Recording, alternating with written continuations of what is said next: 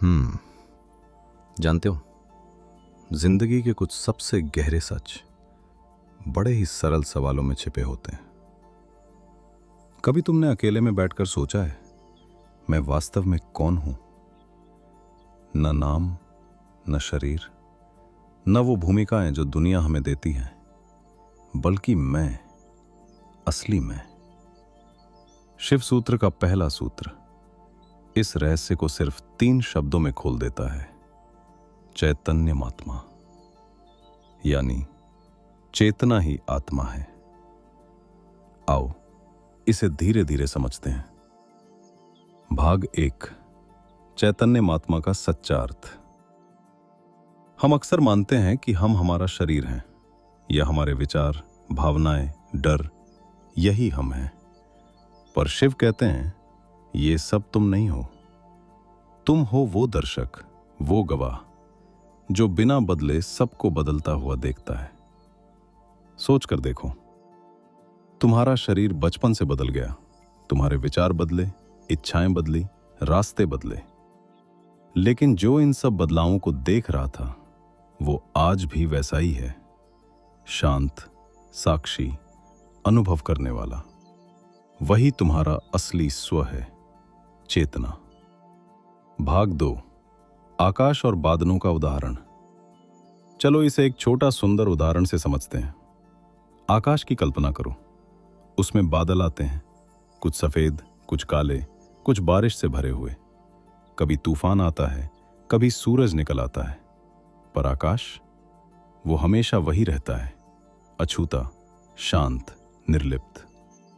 जैसे आकाश वैसे तुम्हारे विचार, भावनाएं, ये सब बादल हैं, आते हैं, जाते हैं, लेकिन तुम स्वयं आकाश हो।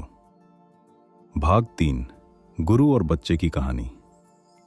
एक बच्चा था, उसने अपने गुरु से पूछा, गुरुदेव, कभी मैं खुश होता हूं, कभी दुखी, कभी गुस्सा आता है, तो असली मैं कौन हूं? गुरु मुस्कुराए और उसे तालाब के पास ले गए। कहा, इसमें एक कंकड़ फेंको।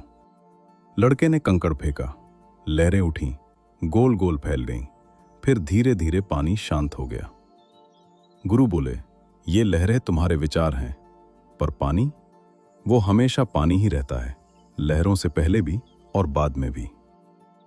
तुम्हारा असली स्वरूप वही शांत जल है, न कि विचारों की हलचल।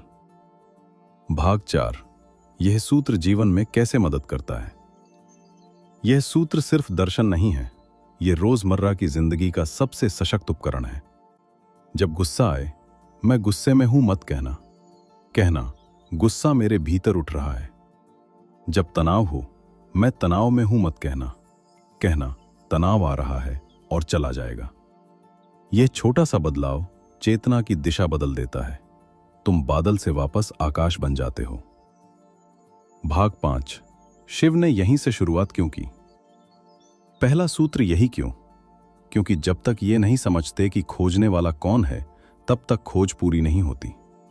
शिव कहते हैं, ध्यान से पहले, मंत्र से पहले, ज्ञान से पहले अपने भीतर के दर्शक को पहचानो, और वही दर्शक चैतन्य है।